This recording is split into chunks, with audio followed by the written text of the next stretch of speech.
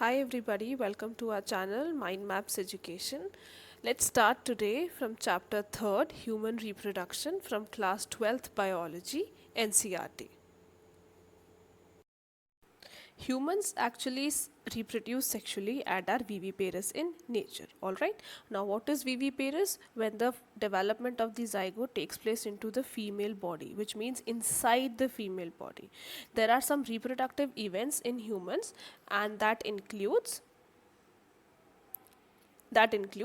gametogenesis. Now what is gametogenesis? सबसे पहला होता है हमारा formation of the gamete. Males में होगा sperm and females में होगा ovum. Next is transfer of sperm into the female genital tract, जिसको हम बोलेंगे इंसेमिनेशन. तो सबसे पहले क्या हुआ? गैमीट का फॉर्मेशन हुआ. सबसे पहले गैमीट का फॉर्मेशन हुआ, देन उसका ट्रांसफर हुआ. ट्रांसफर होने के बाद फ्यूजन होगा of male and female gamete, जिसको हम कहते हैं फर्टिलाइजेशन. राइट, जब फ्यूजन हो जाएगा हमारा फॉर्मेशन एंड डेवलपमेंट होगा ब्लास्टोसिस्ट का, जो फाइनली हमारे यूट्राइन वॉल पे जाकर अटैच हो जाएगा, जिसको हम बोलते हैं implantation.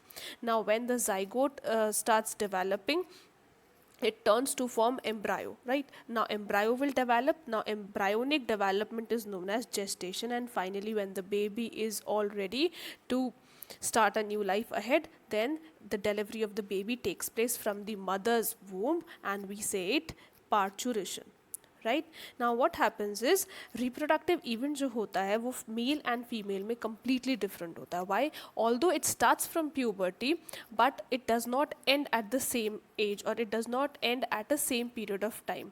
Y? Because the production of ovum in the female ceases at the age of the 50 years, while whereas जो male होता है it continues for a number of years more. Let's come on to male reproductive system. The male reproductive system is located in the pelvis region, and it includes what? It includes a pair of testes, accessory ducts, glands and external genitalia. Now the pair of testes जो है वो outside the body होते हैं and in a pouch called scrotum.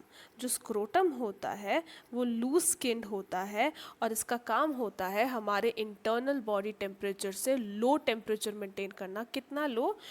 2.2 से 2.25 degree Celsius low maintain करना. Let's move forward. Here it's written properly. The testes are situated outside the abdominal cavity within a pouch called scrotum, and it helps in maintaining a low temperature of the testes, 2 से 2.5 degrees Celsius lower than the normal internal body temperature. Right, जो necessary क्या होता है spermatogenesis में होता है. Spermatogenesis क्या होगा? The formation of the sperms होगा. Now what is sperm? Sperm is the male gamete. Right, let's take into account one testes, and now what happens? See, let's see here. Now this is testes. Okay, let's take into account this testis. एक testis में 250 testicular lobules होते हैं.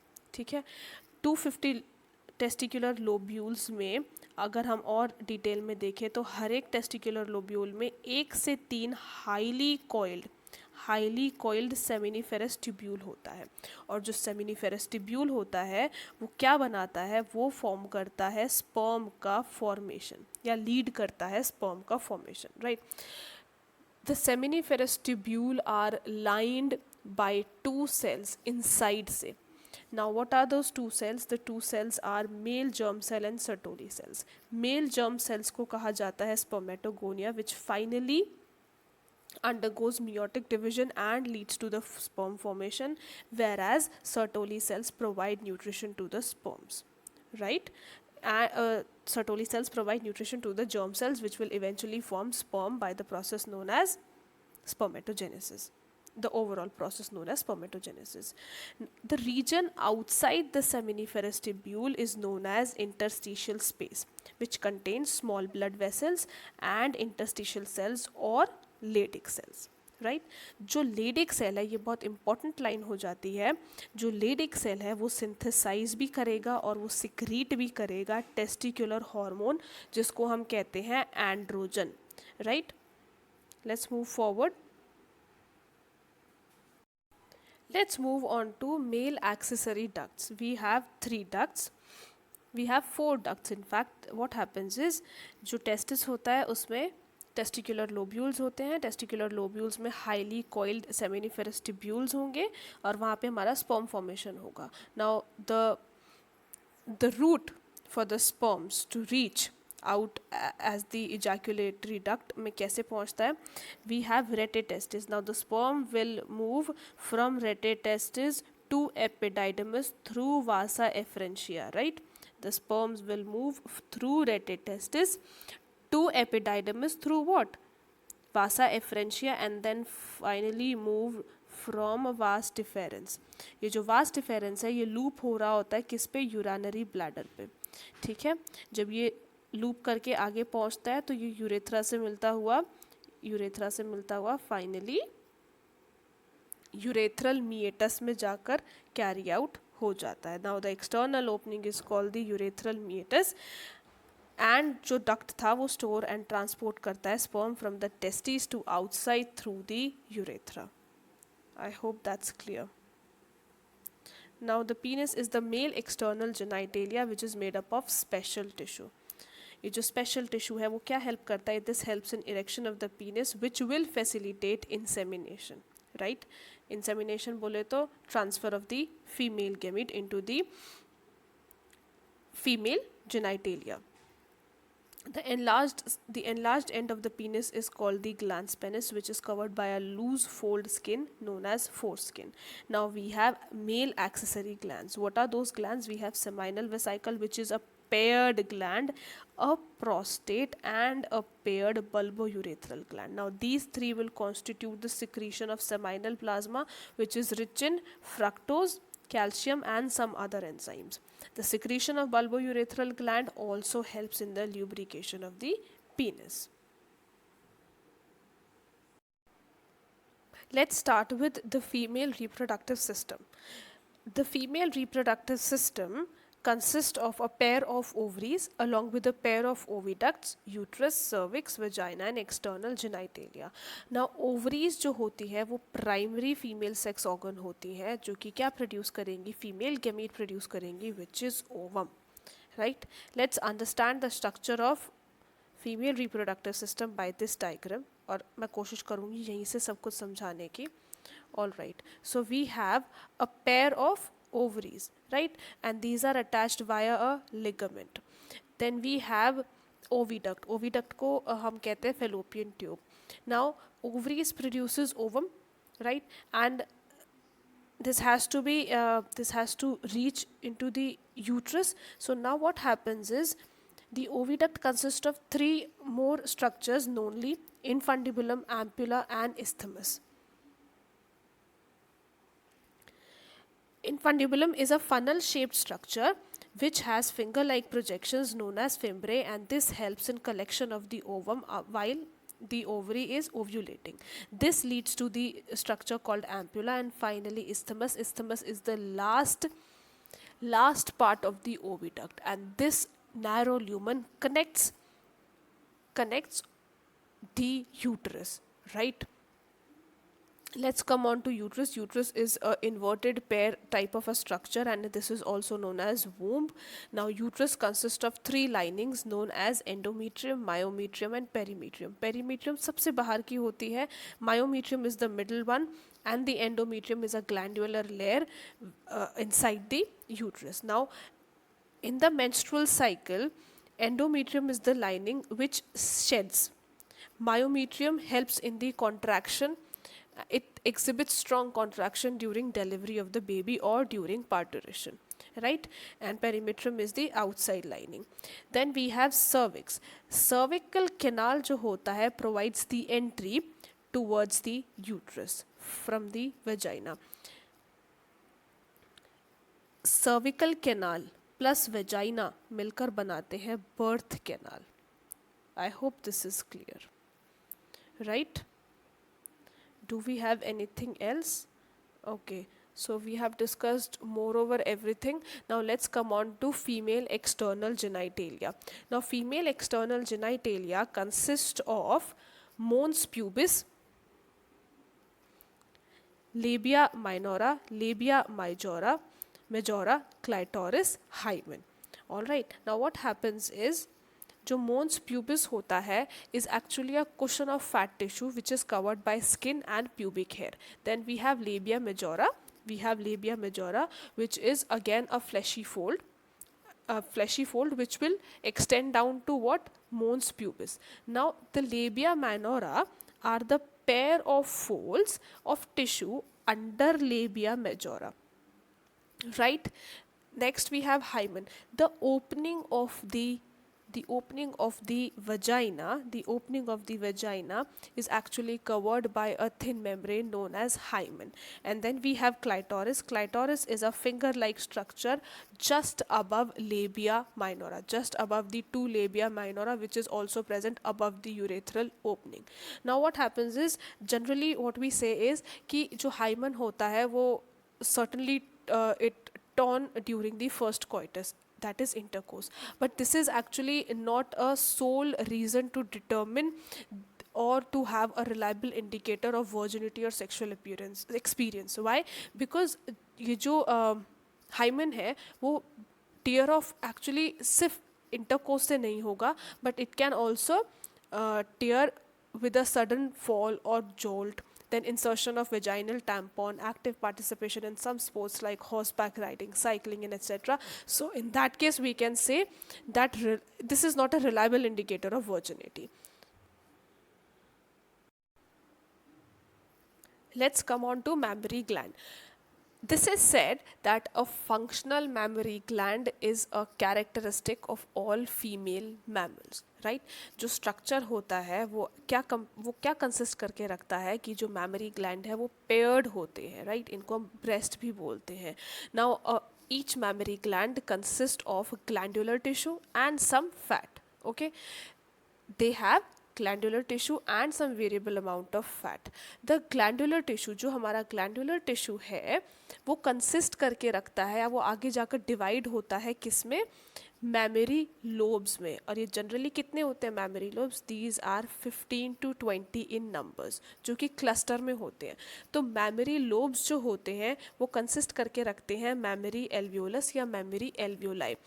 ये जो alveolus है ये secrete करते हैं milk को, और milk store कहाँ होता है?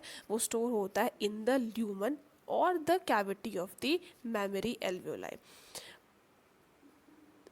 द एल्वियोलाई जो है, अब ये जो एल्वियोलाई है ये ओपन होगी मैमरी डक्ट में, मैमरी डक्ट फाइनली जाकर ओपन होगा एम्प्यूला में, and this will lead to lactiferous duct.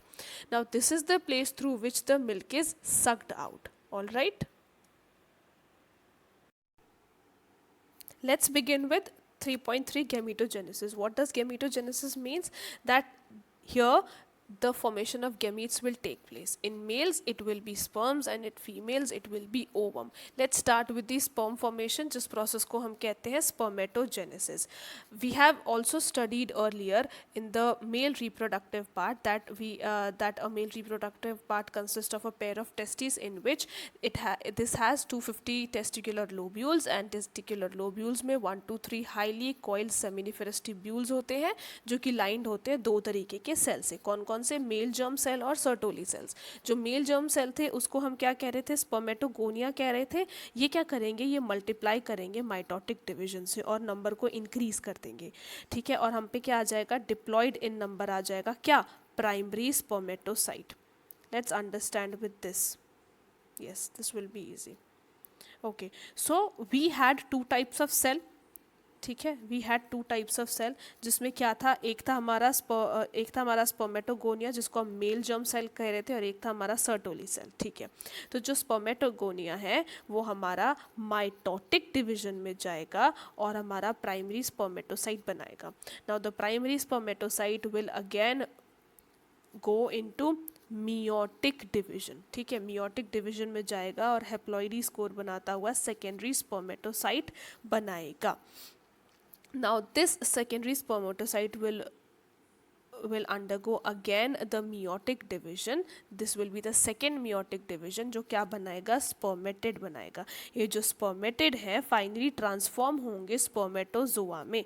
ये जो spermatozoa है इनको हम कहेंगे कि ठीक है अब sperm का formation हो चुका है और इस process को कहेंगे spermiogenesis. All right, now when the release will take place from the seminiferous tubule, उस प्रोसेस को हम कहेंगे स्पर्मिएशन. जो स्पर्मेटोजेनेसिस है वो जनरली प्यूबर्टी की एज पे शुरू हो जाता है और इसको कुछ ऐसे हार्मोन्स हैं जो गाइड करते हैं. ना व्हाट आर दोज हार्मोन्स, एक होता है हमारा GnRH, we call it gonadotropin releasing hormone. जब सिग्निफिकेंट इंक्रीज हो जाता है हमारे गोनाडोट्रोपिन रिलीजिंग हार्मोन का तो वो सिग्नल देता है हमारे एंटीरियर पिट्यूटरी ग्लैंड को, जो क्या करते हैं वो हमारा स्टिमुलेट करते हैं secretion of again two gonadotropin जिसको हम कहते हैं luteinizing hormone and follicle stimulating hormone. जो ल्यूटेनाइजिंग हार्मोन है जो LH है वो हमारा काम करता है लेडिक सेल्स पे. यहाँ पे लिखा है LH will act at Leydig cell और क्या स्टिमुलेट करेगा, synthesis and secretion of androgen करेगा. और ये फाइनली क्या करता है हमारा, in this will in turn stimulate the process of spermatogenesis. और जो हमारे FSH हैं वो एक्ट करते हैं सर्टोली सेल्स पे और क्या स्टिमुलेट करते हैं, वो स्टिमुलेट करते हैं कुछ सिक्रीशन के फैक्टर्स और जो इवेंचुअली हेल्प करेंगे in the process of spermiogenesis. Now यहाँ पे एक बहुत मेजर लाइन आती है, वो ये आती है कि जो LH है वो स्पर्मेटोजेनेसिस में हेल्प करेगा, स्पर्मेटोजेनेसिस में, और जो हमारा FSH है वो हमारा स्पर्मियोजेनेसिस में हेल्प करेगा. Right. The formation of sperm took place by the process called spermatogenesis. Okay, now let us understand the structure of a sperm, which consists of head, neck, middle piece and tail. Now the full body is covered by plasma membrane and the head has a haploid nucleus. Head पे एक cap like structure होती है जिसको हम कहते हैं acrosome. Acrosome में एक होता है एंजाइम. ये एंजाइम जो होता है वो किस चीज़ में हेल्पफुल होता है, this is helpful in fertilization of the ovum. Here it's written fertilization of the ovum. Now the middle piece consists of mitochondria. Mitochondria in turn provides energy to the body of the sperm or the structure of the sperm, which will help in the swimming, and this will facilitate sperm motility, which is eventually essential for fertilization. All right, next we have that the जो sperm जो release होता है seminiferous tubule से उसको guide कौन करता है, उसको guide करता है accessory ducts. accessory ducts कौन से होते हैं, we had retitestis, vas efferentia, epididymis and vas deferens. जो हमने डिस्कस किया था पहले, जो ग्लैंड्स थे जो कॉन्स्टिट्यूट कर रहे थे seminal प्लाज्मा को, जब ये in addition to sperm होता है तो वो कॉन्स्टिट्यूट करता है semen. All right, the function of the male accessory duct and glands ये maintain होता है by a testicular hormone called androgen. androgen कौन रिलीज कर रहा था, LH कर रहा था, और ये कौन से प्रोसेस को आगे जाकर फॉर्मेट करता है, स्पर्मेटोजेनेसिस को लीड करता है. जबकि जो FSH था वो किसको कर रहा था, वो स्पर्मियोजेनेसिस को कर रहा था. All right, let's start with the process called oogenesis, जिसमें क्या होता है, फॉर्मेशन होता है मैच्योर फीमेल गैमीट का, जो कि क्या होता है, ओवम होता है. Okay, so what happens is, जो oogenesis होता है वो इनिशिएट हो चुका होता है एम्ब्रायोनिक डेवलपमेंटल स्टेज में ही. ठीक है, और वहाँ पे क्या बनता है, गैमीट मदर सेल बनता है जिसको हम कहते हैं oogonia, ईच फीटल ओवरी में.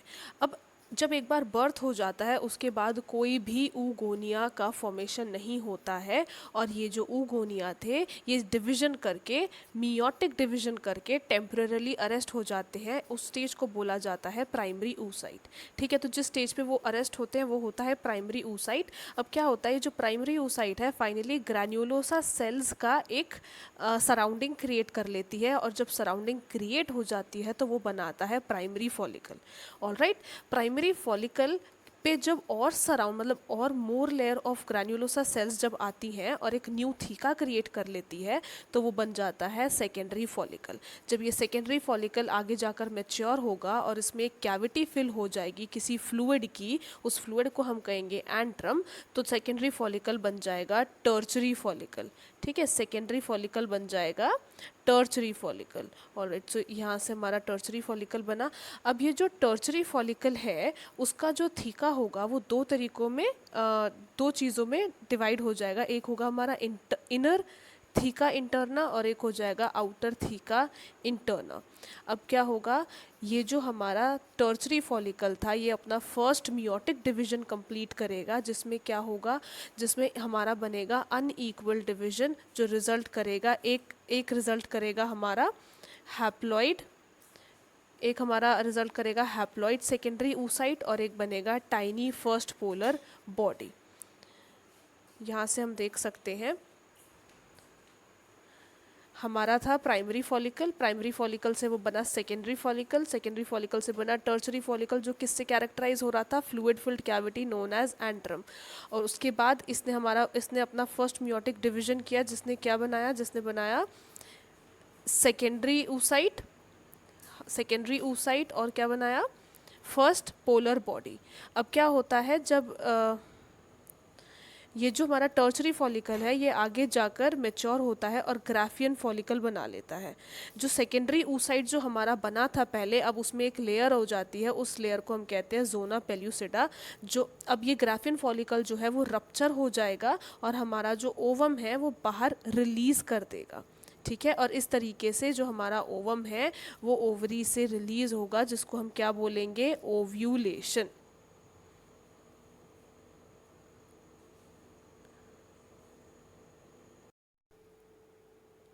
The reproductive cycle in female primates is generally known as menstrual cycle. जो menstruation begin होते हैं वो generally puberty पे begin होते हैं, और जब begin होते हैं तो हम कहते हैं कि मेनाक है वो। ठीक है, हमने टर्म दिया। और जब ये बंद होते हैं और व्हेन दे स्टॉप्स या पॉज होते हैं 50 इयर्स प्लस एज पे इन फीमेल, तो हम कहते हैं कि मेनोपॉज हुआ है। ठीक है, जो मेंस्ट्रुअल फ्लो होता है वो जनरली 3 to 5 डेज तक चलता है, और ये जो उसकी पूरी साइकिल होती है वो 28 to 29 डेज की होती है, 28 to 29 डेज की होती है। It's better to choose another colour. Okay, now what happens is generally जो मेंस्ट्रुअल फ्लो होता है या जो पीरियड्स होते हैं वो कब अकर करते हैं, वो तब अकर करते हैं जब हमारा जो ओवम है, जो हमारा ओवम है वो अनफर्टिलाइज्ड रहता है। ठीक है, जब उसका फर्टिलाइजेशन नहीं होता तब जाकर एंडोमीट्रियम लाइनिंग जो होती है वो शेड करने लगती है थ्रू वेजाइना, और हम उसे कहते हैं कि this is menstruation, or this is the occurrence of the menstruation which will lead from 3 to 5 days, right. अब क्या होता है कि सिर्फ जो एब्सेंस ऑफ मेंस्ट्रुएशन ये हमारा क्लियर इंडिकेटर नहीं होता that a lady is pregnant. Absence of menstruation can also occur due to various reasons like malnutrition, proper health नहीं होना, या स्ट्रेस होना, या कोई और अलग कोई भी बीमारी होना जो इस चीज़ को एंगेज करती है कि मेंस्ट्रुएशन पे डिफरेंस ला रही है या प्रभाव ला रही है।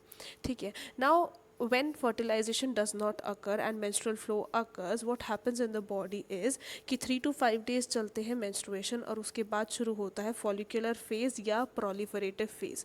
मतलब कि जो हमारा follicle था वो mature होने लगता है ताकि अगली वाली cycle के लिए ovulation के लिए तैयार हो सके। ठीक है, इसमें हमारे दो टाइप के हार्मोन्स गवर्न करते हैं, एक होता है ओवेरियन हार्मोन और एक होता है पिट्यूटरी हार्मोन। ठीक है, इसको थोड़ा सा और वो करें, ऑल राइट। सो दो तरीके के हार्मोन्स वो करते हैं, गवर्न करते हैं, ओवेरियन हार्मोन और पिट्यूटरी हार्मोन, जिसमें से ओवेरियन होता है एस्ट्रोजन एंड प्रोजेस्टेरॉन, और पिट्यूटरी में होता है LH एंड FSH। जो पिट्यूटरी हार्मोन होते हैं फाइनली और कौन गवर्न कर रहा होता है, हाइपोथैलेमस से GnRH, बोले तो गोनाडोट्रोपिन रिलीजिंग हार्मोन। जब हाइपोथैलेमस से GnRH का सिक्रीशन होता है तब वो पिट्यूटरी ग्लैंड को कहते हैं कि LH और FSH का अब सिक्रीशन होना ज़रूरी है।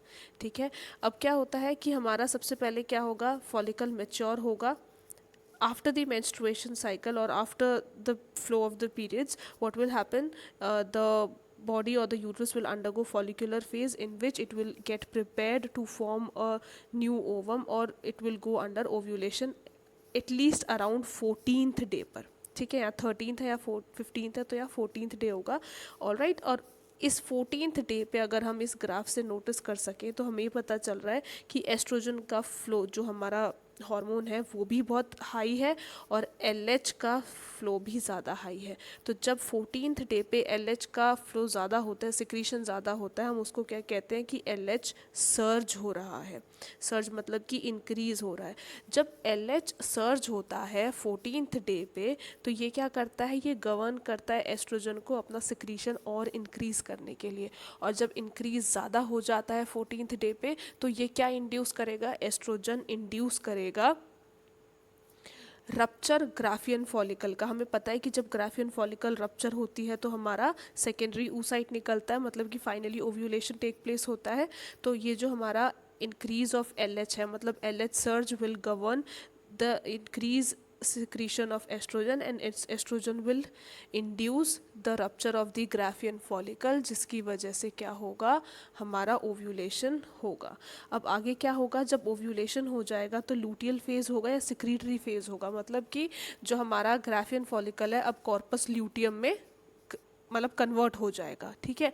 ये जो कॉर्पस ल्यूटियम है, जब हम इस स्टेज पर आते हैं तो इस टाइम पे हमें ये नोटिस करने को मिलेगा कि ओवेरियन हार्मोन्स में से जो हमारा प्रोजेस्टेरॉन है जो कि रेड कलर से दिखाया गया है उसका सिक्रीशन इंक्रीज हो रहा है। तो इस टाइम पे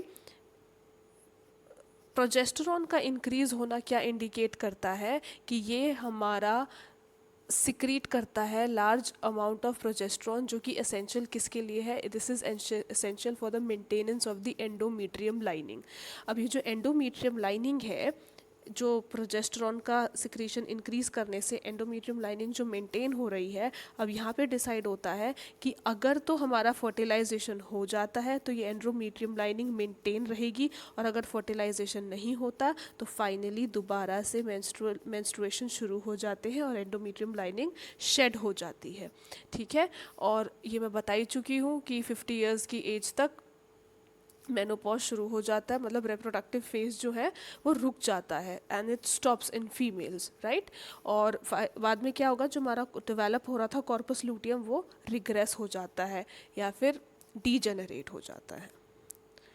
लेट्स मूव फॉरवर्ड। अगर कुछ स्पेशल है, ये सब हमने डिस्कस कर लिया है।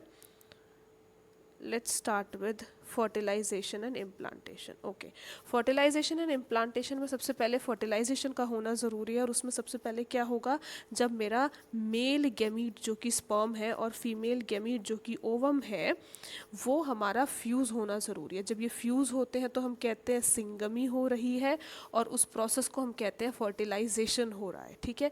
क्या होता है कि जब इंसेमिनेशन होता है, मतलब कि सीमेन जब रिलीज होता है during coitus into the vagina, तो जो स्पर्म है जो कि मोटिलिटी शो करते हैं वो रैपिडली मोटाइल होकर आगे तक जाते हैं, पास करते हैं सर्विक्स को और एंटर करते हैं यूट्रस को, और फाइनली कहाँ पहुँचते हैं, फाइनली पहुँचते हैं ampullary region and now in the fallopian tube, और जिसे हम ओविडक्ट भी कहते हैं।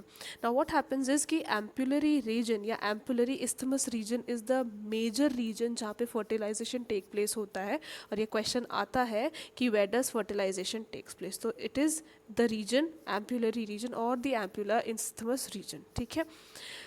When the fertilization takes place, जो हमारा ओवा था वहाँ पर एक जोना पेल्यूसिडा की लेयर थी जो हम पहले से डिस्कस कर चुके हैं। Now we know that at one time, at a given moment of time, कम से कम भी बहुत सारे स्पर्म्स का रिलीज होता है, right. But for fertilization we need only one sperm to work out. Now what happens is that the ovum is surrounded by a special layer called the zona pellucida. अब इसमें क्या होता है, जब एक वर्किंग या एक बेस्ट ऑफ स्पर्म जब इसको टकराता है या this wants to induce the process of the fertilization, zona pellucida कुछ इस तरीके के चेंजेस करती है कि सिर्फ एक स्पर्म को अंदर आने को अलाउ करती है, and then it changes the environment so that blocks the entry of the other sperm, and this ensures that only one sperm will be able to fertilize the egg, okay, and no additional sperm will be allowed. To fertilize the ovum. जो acrosome था जिसमें कुछ special enzymes present थे वो enter करते हैं through the plasma membrane of the ovum into the cytoplasm. ठीक है, एक्रोसोम में आपको याद होगा that it had a haploid nucleus. Now this is when that जो हमारा haploid nucleus था वो finally fuse होता है ovum से, and this is when the formation of the zygote takes place, and when zygote differentiates and mature it will turn into embryo, and the embryo will finally lead to the formation of a fetus, and the fetus will turn out to be a baby and then a young adult one. Now how will we determine the sex of the baby? What happens is generally जो chromosomes होते हैं उसमें से जो father जो carry करके रखता है वो करके रखता है एक्स और वाई, और जो मदर कैरी करके रखती है वो होता है एक्स और x. During the formation of the zygote, only one of the chromosome will be transferred to the zygote. Okay, और zygote क्या होगा? Diploid in nature होगा. Now what happens is अब क्योंकि फीमेल है तो फीमेल के दोनों एक्स सेम होंगे, राइट? तो it highly makes a difference कि कौन सा एक्स फीमेल वाला कैरी कर रहा है. सो the changes or the difference what makes is that the sperm carrying either the X chromosome or the Y chromosome which will determine the formation of the daughter or a son. क्यों? क्योंकि female में सिर्फ x और x थे, अगर इसमें से कोई भी एक एक्स यहाँ पर हमारे लिए प्रेजेंट है तो it will depend on the sperm which will be carrying. If the sperm is carrying X chromosome then it will result in the formation of a daughter, or if the sperm carries the Y chromosome from the father it will result in the formation of the son. So scientifically अगर कहें तो the sex of the baby is determined by the father and not by the mother. क्योंकि ये जो topic था ये बात कर रहा था फर्टिलाइजेशन एंड इम्प्लांटेशन की. We have discussed fertilization, let's move on to the implantation. Right, अब ये जो इम्प्लांटेशन है वो सब यहाँ पे समझ में आ जाएगा इस पिक्चर से.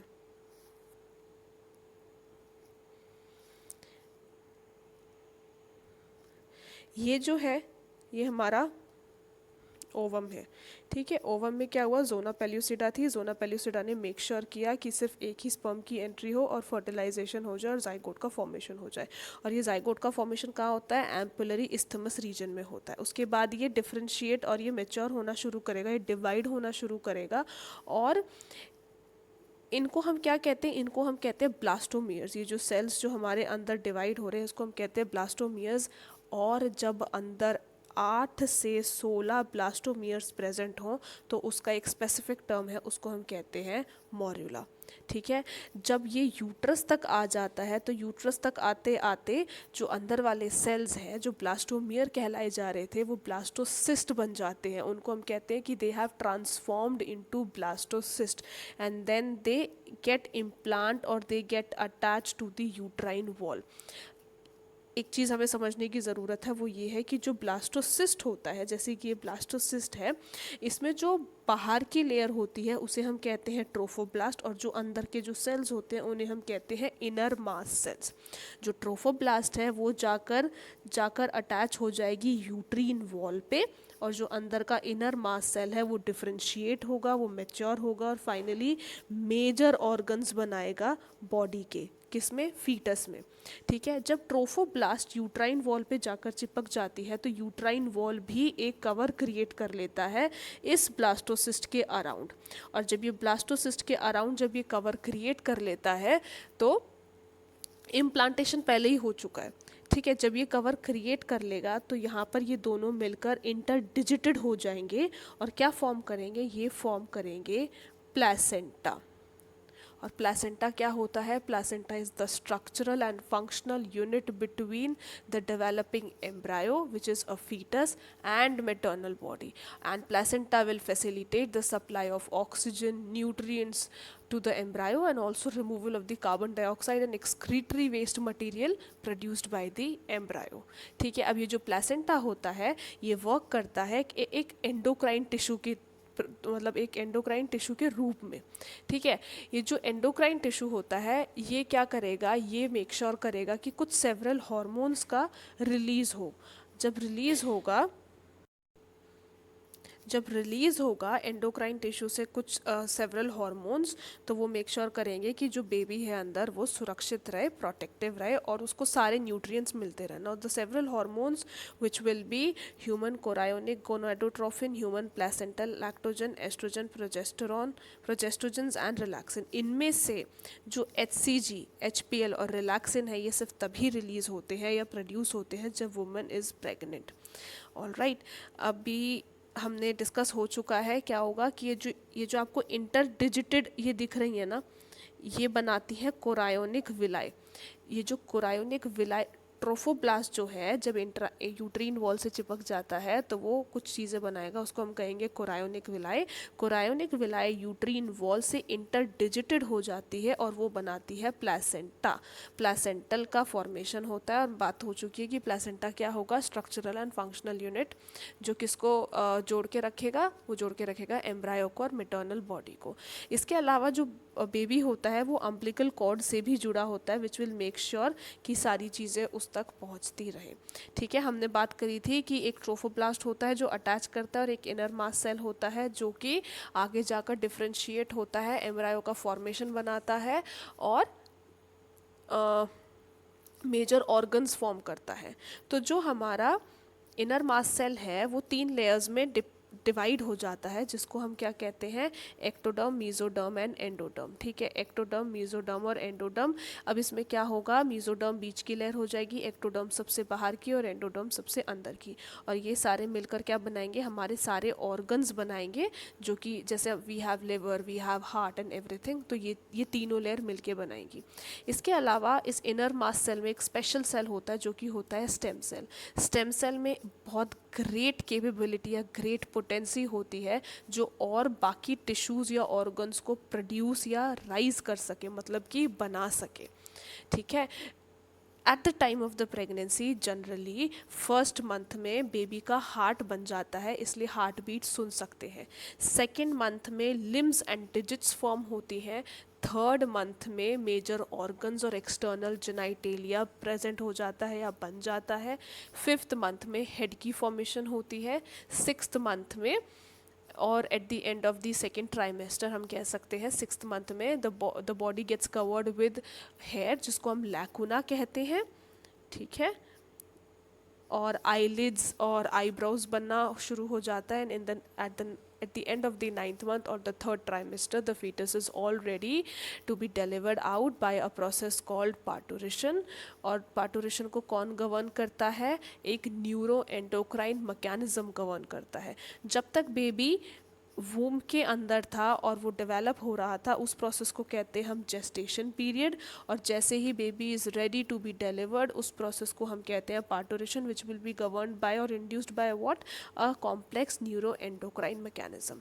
ठीक है, इसमें क्या होता है कि जब baby is ready to be delivered out from the mother's body what will happen is कि जो प्लेसेंटा है एक वो माइल्ड यूट्रीन कॉन्ट्रैक्शन प्रोवाइड करता है जिसे हम कहते हैं फीटल इजेक्शन रिफ्लेक्स। ठीक है, ये जो माइल्ड यूट्रीन कॉन्ट्रैक्शन है ये स्ट्रॉन्गर होते जाते हैं और मेटर्नल पिट्यूटरी पर काम करते हैं। जैसे ही पिट्यूटरी पर सिग्नल आता है कि माइल्ड यूट्रीन कॉन्ट्रैक्शन शुरू हो चुके हैं तो पिट्यूटरी रिलीज़ करती है एक हार्मोन जिसका नाम है ऑक्सीटोसिन। क्या नाम है, ऑक्सीटोसिन। अब जब सिक्रीशन हुआ ऑक्सीटोसिन तो ऑक्सीटोसिन से फिर से यूट्रीन कॉन्ट्रैक्शन इंक्रीज हुआ, यूट्रीन कॉन्ट्रैक्शन इंक्रीज हुआ तो फिर से पिट्यूटरी ने ऑक्सीटोसिन निकाला, और ये वाइसा वर्सा चलता रहता है जब तक कि बेबी जो है बर्थ कैनाल से बाहर नहीं आ जाता from the uterus to the real life. All right, और इस दौरान क्या होता है कि mother is all ready for a lactation period ताकि बेबी मिल्क कंज्यूम कर सके। ऑल राइट, और जो मिल्क होता है that is rich in colostrum. Colostrum जो होता है इसमें बहुत सारी एंटीबॉडीज़ होती हैं जो कि न्यूली बॉर्न बेबी को हेल्प करती है रेजिस्टेंस डेवलप करने में, क्योंकि बाहर का जो एनवायरनमेंट है this is totally new and totally new to the baby's body. Okay, and that is why doctors जो हैं वो रेकमेंड करते हैं कि जो फर्स्ट ब्रेस्ट फीडिंग है वो ज़रूरी है for bringing up a healthy baby। This is how the chapter ends। I really hope कि chapter आपको समझ में आया होगा। Thank you so much for watching this video।